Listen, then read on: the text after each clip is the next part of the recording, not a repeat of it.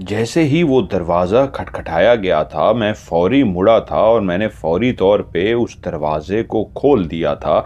अगर कोई बाहर जो दरवाज़ा खटखटा रहा था, भागना भी चाहता तो इतनी जल्दी गायब नहीं हो सकता था। मैंने देखा बाहर कोई भी नहीं है, ना लेफ़्ट पे कोई था, ना राइट पे कोई था। किसने शरारत की है? हाँ, हो सकता है मोहल्ले में किसी ने शरारत की हो, क्योंकि मोहल्ले वाले शायद जानते थे यहाँ पे कोई एक नया रहने के लिए आया है। तो हो सकता है बच्चे हों, जो मुझे शाम के टाइम काफ़ी बच्चे खेलते हुए, शरारतें करते हुए नज़र भी आए थे। तभी मुझे अंदाज़ा हो गया था कि हो सकता है इन्हीं बच्चों में से किसी ने शरारत की हो। लेकिन रात के टाइम भी ये बच्चे शरारत कर सकते हैं। तो मुझे याद आ गया, मैंने सुन रखा था कि बच्चे घरों की दरवाजे खटखटा के भाग जाते हैं और इस तरह के कई वाकयात, शरारतें करते हैं। तो मैं मुस्कुराया और मैंने दरवाज़ा बंद कर दिया। मैं चलता हुआ सहन में पहुंचा और सीधा अपने कमरे के अंदर दाखिल हो गया। अब मुझे सुबह कॉलेज जाना था और एक चीज़ जो सबसे अहम थी मेरी, वो मुझे नहीं मिल सकी थी। वो था कुरान मजीद, जो मैंने लेकर आना था और अपनी बाकायदा उसी तरह तिलावत शुरू करनी थी। अगले दिन मैं उठा और मैं अपने कॉलेज की तरफ चला गया। मैं कॉलेज गया, वो सारा कुछ पता किया जिस तरह कॉलेज की रूटीन होती है, लोगों से मिला और फिर मेरा दाखिला हो चुका था। जो एक प्रोसीजर था दाखिले का, वो सारा मैंने मुकम्मल किया अपना सारा। और कागज़ जो भी जमा करवाने थे, जो भी डॉक्यूमेंट्स देने थे, वो मैंने अपनी सारी सनतें वगैरह साथ लेके आया था, वो मैंने जमा किया। और मेरे सारे काम, क्योंकि मैं बहुत अच्छे नंबर से पास हुआ था, तो मेरे सारा कुछ, मेरा जो कॉलेज का सिस्टम था वो बेहतरीन हो गया। क्योंकि जब मैं कॉलेज दाखिल हुआ तो लोगों से पूछते पूछते तो पहुंच गया, लेकिन एक थोड़ी सी कमी जिस चीज़ की मेरे अंदर थी, वो थी कॉन्फिडेंस की कमी। उस कॉलेज में फिरने वाले जो लड़के थे वो बहुत तेज़ तरार, शार्प किस्म के थे।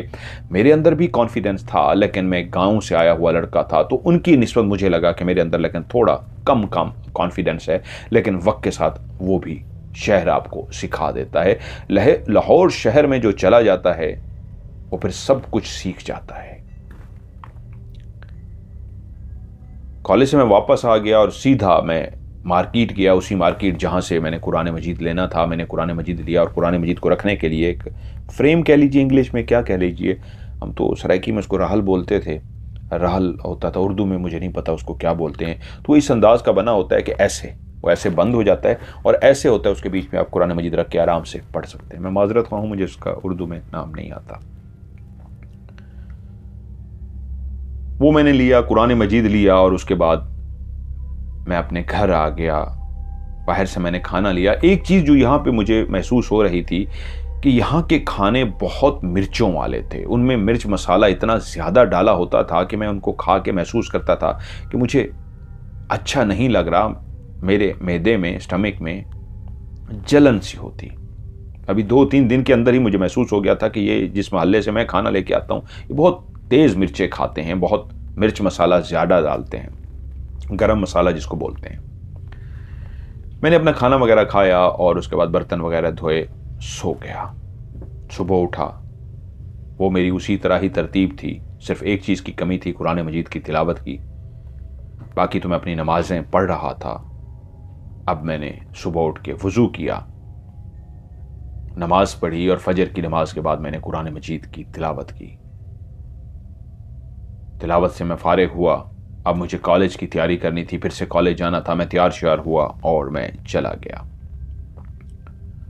फिर से रात हो गई। जब मैं रात को अपने घर पहुंचा सोने के लिए, मैं बिस्तर पर लेटा और मैं अब वो लाइट जो कमरे के अंदर रोशन थी उसको बुझाने लगा। तो वो छोटी लाइट जलाने लगा जो नींद के लिए ज़ीरो का बल्ब कहलाती थी, सब्ज कलर की ये रोशनी होती थी।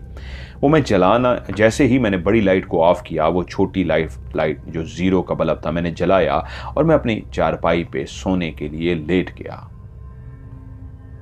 अभी मैंने आंखें ही बंद की थी कि एकदम से महसूस हुआ कमरे के अंदर बहुत ही तेज कलर की खुशबू, बहुत ही तेज किस्म की खुशबू फैल गई है। मैंने अभी आंखें बंद ही की थी, सोया नहीं था, लेकिन जैसे ही वो तेज खुशबू आई, ये तो बहुत ज़बरदस्त खुशबू है, जैसे मोतिये के फूल होते हैं ऐसी खुशबू थी, बहुत ज़बरदस्त खुशबू। और उस खुशबू को मैंने सूंघना शुरू कर दिया कि ये कमरे से कहाँ से आ रही है। तो मैंने पीछे मुड़ के देखा, जो रोशनदान सा बना हुआ था वेंटिलेशन के लिए, ऊपर रोशनदान बनाए जाते थे। मैंने कहा शायद पीछे कहीं से आ रही है, रोशनदान से आ रही है। ये एक चंबेली के फूलों की इंतहाई ज़बरदस्त खुशबू थी। लेकिन फिर मैं सो गया, मैंने सोना ही था, पीछे कहीं से आ रही थी। सुबह जब मैं नमाज के लिए अपने टाइम पे उठा, उस वक्त टाइम पीस मिलते थे, टाइम पीस बोलते थे, वो बड़ी सी लोहे की एक घड़ी सी होती थी और हम अलार्म लगा के उसमें सोते थे और सुबह उठ के वो अलार्म बंद करना होता था। वो डिजिटल नहीं होती थी, हाथ से उसको ये मैनुअली करना पड़ता था। सुबह टाइम पे अलार्म बजा और मैं उठ गया और मैं चलता हुआ अपने उस बाथरूम की तरफ गया जहां पे नलका लगा हुआ था और मैंने वुजू करना था और नमाज पढ़नी थी।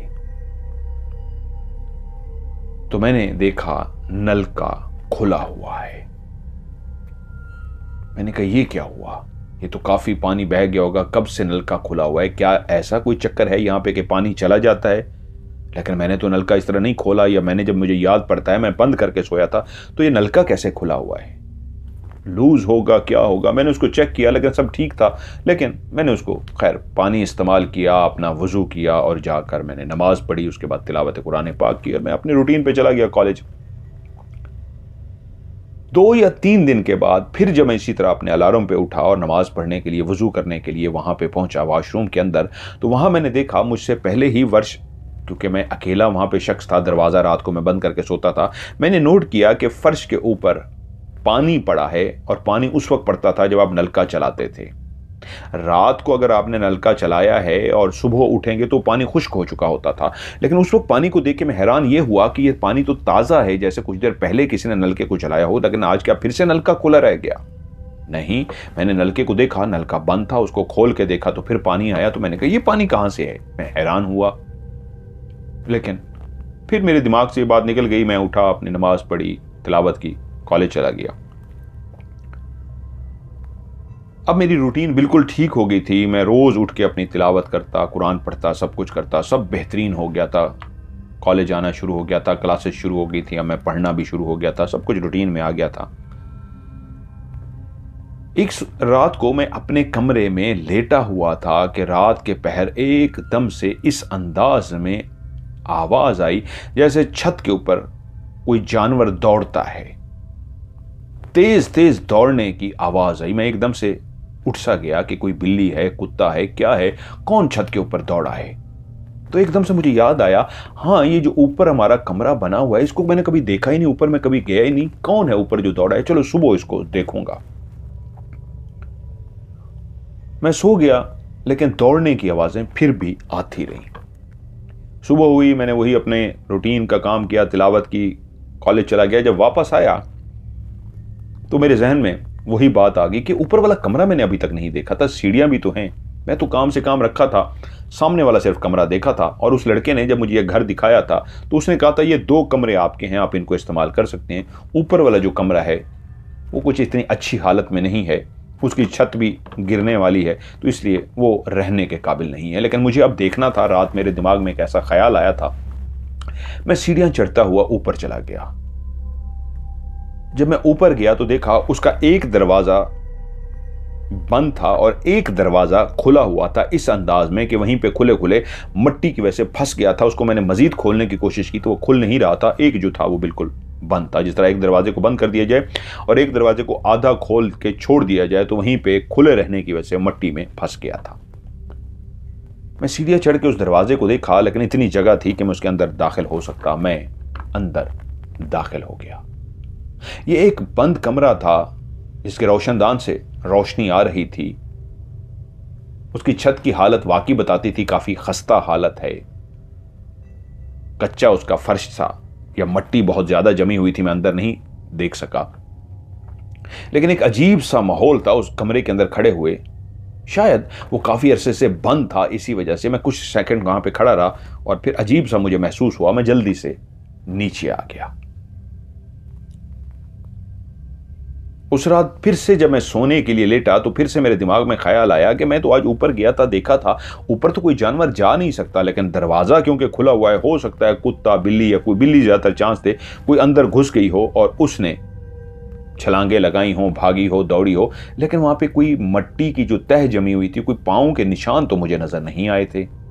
ओहो, मेरे दिमाग में आया शायद उस कमरे की छत पे ना दौड़ रहे हों, खस्ता छत है उसकी आवाज बहुत ज्यादा पैदा हो रही होगी।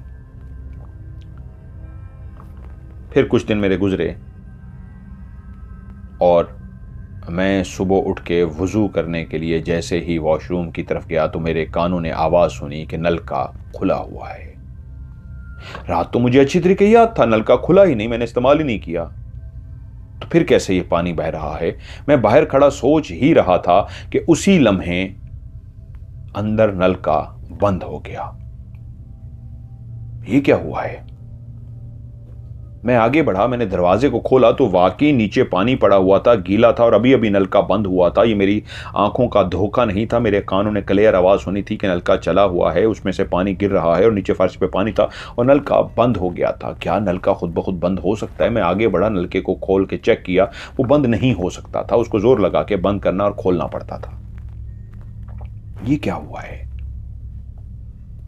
उस दिन पहली दफा मेरे दिल में एक अजीब से ख्यालात आए, थोड़ा सा एक खौफ भी आया कि किसने अभी यहां पे नल का खोला है। लेकिन मैं कुछ देर के बाद अपने खौफ पे मैंने काबू पा लिया और मैंने अपना वजू वगैरह किया और मैं नमाज पढ़ी और तिलावत करने बैठ गया। कॉलेज के काफ़ी लड़के मेरे दोस्त बन चुके थे, लड़कियां भी वहाँ पे थीं, वो सारे दोस्त बन चुके थे, लेकिन किसी को भी मैंने अपनी जगह नहीं बताई थी। बैकग्राउंड बता चुका था, जानते भी थे कि मैं रहीम यार खान से आया हूँ, फ़लाँ फैमिली से मेरा ताल्लुक़ है और वो एक जागीरदार एक बड़ी फैमिली है। लेकिन मैं जिस घर में रह रहा था वो इस काबिल नहीं था कि मैं किसी को दिखा सकता या बता सकता, तो अभी तक मैंने किसी को अपने घर के बारे में नहीं बताया था। ये बताया था कि मैं एक अंदरून शहर में एक घर में रहता हूँ। अब मेरी ज़िंदगी रूटीन में उसी तरह चल रही थी कि उन खानों की वजह से जो इंतहाई मिर्च मसाले वाले बहुत ही खाने थे, मेरा मैदा मेरा स्टमक मुसलसल ख़राब रहने लगा। और एक रात तो इतना मेरे स्टमक में दर्द उठा, इतना दर्द उठा कि मुझे नींद ही नहीं आ रही थी। मैं रात सारी पेट में दर्द की वजह से लेटा रहा, किसको मदद के लिए पुकारता, किसको कहता, कोई जानने वाला भी नहीं था। मैं पेट पकड़ के बैठा रहा, वॉशरूम जाता पेट पकड़ के, और यहाँ तक कि मुझे लूज मोशन भी हो गए। वो रात बड़ी मुश्किलों से गुजारी और जब सुबह हुआ तो मेरे जिस्म में इतनी हिम्मत और ताकत नहीं रही थी कि मैं उठ सकता, बहुत कमज़ोरी महसूस हो रही थी। रात जितने चक्कर मैं वॉशरूम के लगा चुका था, बहुत कमज़ोरी महसूस कर रहा था और अभी तक मेरे मैदे में दर्द था। अब इतनी हिम्मत नहीं थी कि उठूं, वज़ू करूं, नमाज पढ़ूं और तिलावत कर सकूं। कुछ भी ना कर सका, मैं लेटा रहा यहां तक कि दिन के 10 बज गए।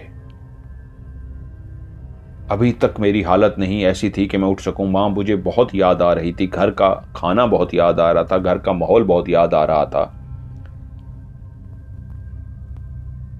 शाम हो गई, बगैर कुछ खाए पिए बस एक पानी था मैं जो थोड़ा सा पी लेता था, और मेरे पास कोई ऐसी दवाई भी नहीं थी जो मैं खा लेता या बाहर से किसी को बुला सकता, कोई जान पहचान वाला भी नहीं था। तब मुझे अंदाज़ा हुआ, लोग कहते थे परदेश बहुत मुश्किल है, और आज अंदाज़ा हुआ था क्योंकि मैं परदेश में था और कोई भी नहीं था। मोबाइल तो थे नहीं उस दौर में कि या पीटी वो टेलीफोन तार वाला भी नहीं था मैं किसी को कह सकता। बाहर भी जाता किसके पास जाता, वो अंकल अभी तक आए नहीं थे, वो आए होते तो मेरे पास आ चुके होते। मैं लेटा रहा, शाम हो गई, यहाँ तक कि रात हो गई। अब कमज़ोरी भी थी, बहुत ज़्यादा कमज़ोरी बढ़ गई थी। मैंने ना नाश्ता किया था, ना दिन का खाना, ना रात का खाना खाया था। रात हो गई और मैं परेशान था कि क्या करूँ। तो मैंने अल्लाह ताला से मदद मांगनी शुरू कर दी कि या अल्लाह तू कोई वसीला बना, या अल्लाह तू कोई मदद कर। मुझे कुछ समझ ना आई। उसी वक्त मेरे घर का जो दरवाज़ा था वो किसी ने रात को ज़ोर ज़ोर से बजाया। मैं उठा, बड़ी मुश्किलों से चलता हुआ, हिम्मत करके, कमज़ोरी भी थी, और मैं चलता चलता दरवाजे तक गया। और जैसे ही मैंने दरवाज़ा खोला फिर बाहर कोई भी नहीं था। मैंने इधर देखा, उधर देखा, कहीं पे कोई भी नहीं था। फिर मुझे गुस्सा आया कि यार किसने शरारत की है, मेरे लिए तो उठना भी मुश्किल था। वहीं पे ही मैं खड़ा था, मैंने हिम्मत की क्या करूं, बाहर निकल के किसी को आवाज़ दूं, किसी को मदद के लिए पुकारूं। गली सुनसान पड़ी थी, ये रात का टाइम था, मुझे ये भी नहीं पता रात का टाइम क्या हो रहा था। गली में उस वक्त कोई भी आमदोरफ्त नहीं थी, कोई भी नहीं था। मैं हिम्मत करके कुछ देर खड़ा रहा, फिर यहाँ तक के नीचे गली में उतर के इधर उधर देखा, शायद कोई आ जाए, उसको कह सको मेरी मदद करें, लेकिन कोई भी नहीं था। डिसहार्ट सा हुआ, परेशान सा हुआ, वापस अंदर दाखिल हुआ और जैसे ही दरवाज़ा बंद करके मुड़ा तो मैंने देखा सामने एक ट्रे रखी है, जस्त की बनी हुई गोल, उसके ऊपर खिचड़ी बनी हुई है, चावलों की जो खिचड़ी होती है, जिस तरह किसी का पेट खराब हो जाता है तो चावलों की खिचड़ी होती है, उस ट्रे के ऊपर एक कपड़ा सा पना हुआ था। और मैंने जैसे ही वो कपड़ा हटाया तो वो एक चावलों की खिचड़ी सी थी एक प्लेट के अंदर, और साथ में दही रखा हुआ था। मैंने कहा ये कौन रख गया। यकीनन जब मैं गली में बाहर निकल के इधर उधर देख रहा था, मदद के लिए पुकार रहा था, शायद कोई पीछे रख गया था, लेकिन मैं फिर भी हैरान था ये कौन रख गया है, ये बहुत अजीबो गरीब था। मैंने उसको उठाया और जैसे कैसे चलता हुआ कमरे तक पहुंचा। अब हिम्मत नहीं हो रही थी, ये रख के कौन गया है, क्या मैं इसको खाऊं या ना खाऊं। पता नहीं मेरे दिल में क्या आया, मैं डर सा गया कि ये तो मैंने देखा नहीं किसी को रखते हुए, किसी को आते जाते हुए, तो ये कौन रख के गया है। मेरे अंदर खौफ आ गया, मैंने उसको उठा के सामने रख दिया। मैंने कहा नहीं, ये नामुमकिन बात है कि कोई रख के गया है, लेकिन शायद जो कोई शरारत करता है, मैं उधर गया था, थोड़ा सा चल के उधर गया था, उसी वक्त कोई पीछे रख के गया है, लेकिन फिर भी कोई रख के जाता मुझे नजर तो आता। बहुत सारे सवालात मेरे जहन में आ रहे थे। उसी वक्त कमरे के अंदर एक तेज खुशबू फैल गई, उसी तरह की खुशबू जिस तरह मैंने पहले सूंघी थी, बहुत ही अच्छी, बहुत ही जबरदस्त किस्म की खुशबू। अब वो खाना सामने रखा था, मुझसे बैठा नहीं जा रहा था कि मैं लेट सा गया, मुझे चक्कर आ रहे थे बकायदा। कि उसी लम्हे कमरे के अंदर एक आवाज गूंजी, अस्सलामु अलैकुम। मैं एकदम से हड़बड़ा गया, कमजोरी थी, उठ नहीं सकता था, लेकिन फिर भी हिम्मत करके हड़बड़ा के उठ के बैठ गया और इधर उधर देखना शुरू कर दिया कि ये कहां से आवाज है, ये क्योंकि मैं बाहर बंद करके आया था, अंदर तो कोई आ नहीं सकता था। क्या वही है कोई जिसने खाना रखा था, अब वो छुपा हुआ है मेरे घर में, ये कौन शख्स है, कोई गली का बंदा है, कौन है। मैं डरा इसलिए कि जो भी था, जो शरारत करता था, शायद वो अंदर भी आ गया था। मैंने हिम्मत की, जैसे कैसे कमरे की लाइट ऑन कर दी और इधर उधर देखा, अभी तक कमरे में कोई भी नहीं था। मैं चलता हुआ उठ के थोड़ा सा सहन में भी आया, खड़े होकर देखा सहन में भी कोई नहीं था। तो फिर से मुझे कमरे में से आवाज आई, बेटा कमरे में आ जाओ। और मैं एकदम से घबरा गया, चौंक गया कि ये तो आवाज कमरे में से आई है। मैं शदीद डर गया, क्या करूं। लेकिन एकदम से मेरे अंदर से आवाज आई कि अल्लाह ताला से मैं बहुत ज्यादा मदद मांग रहा था, या अल्लाह कोई वसीला बना, कोई मदद बना। तो मैंने अल्लाह से मांगा था, खाना आया है, आवाज आई है, तो मैं डर क्यों रहा हूं। मेरे पास कुरान मजीद की ताकत है। मेरा दिल की धड़कन बहुत तेज थी, ये सच है, मैं कांप रहा था, लेकिन फिर भी मैंने हिम्मत की, मैं अंदर चला गया और वहां पे जाके बैठा। मैंने कहा कौन है आप। उसने कहा बेटा ये खाना खा लो। मैंने कहा मुझे कमरे में तो कोई भी नहीं नजर आ रहा। मैं कांप रहा था, मैं डरा हुआ था, मेरा लहजा भी खौफ वाला था। मैंने कहा कमरे में तो कोई भी नजर नहीं आ रहा, आप कौन हैं। उसने कहा अल्लाह की मखलूक, ये खाना तुम्हारे लिए है, तुमने अल्लाह से खाना मांगा, अल्लाह ने तुम्हारे लिए खाना भेज दिया है, ये खाना खा लो। मैं उस आवाज को जब सुन रहा था तो वो आवाज ऐसी थी जैसे किसी का गला बहुत भारी भरकम होता है। अल्लाह ने तुम्हारे लिए खाना भेजा है, तुमने अल्लाह से खाना मांगा था। इस अंदाज में जैसे किसी के लिए बोलना बहुत मुश्किल हो रहा हो। और ऐसी एक आवाज क्लियर कमरे के अंदर आ रही थी। तभी मैंने कहा क्या आप कमरे में मौजूद हैं। तो आवाज आई हां मैं भी इसी कमरे में मौजूद हूं। तो मैंने फिर से एक दफ़ा पूरे कमरे में देखा, खुशबू बहुत तेज़ फैली हुई थी। मेरे सामने वो खाना रखा था, भूख भी बहुत तेज़ थी, वो मेरे लिए ही खाना था, लाया गया था और मेरा दिल भी यही कर रहा था, खुदा से मदद भी यही मांगी थी, या अल्लाह कोई गैबी मदद भेज। और गैबी मदद आ गई थी, खिचड़ी बनी हुई आ गई थी, साथ में दही भी था। मैं खाना चाहता था लेकिन डरा हुआ था। फिर जब वाक़यात हुए, आवाज़ें आनी शुरू हुई, अब तो जो भी कमरे में भी मौजूद था, इर्द-गिर्द नज़र आ रहा था, नज़र नहीं आ रहा था, मैं उसकी आवाज़ को सुन पा रहा था। तभी मैंने उससे कहा, क्या आप मेरे सामने आ सकते हैं?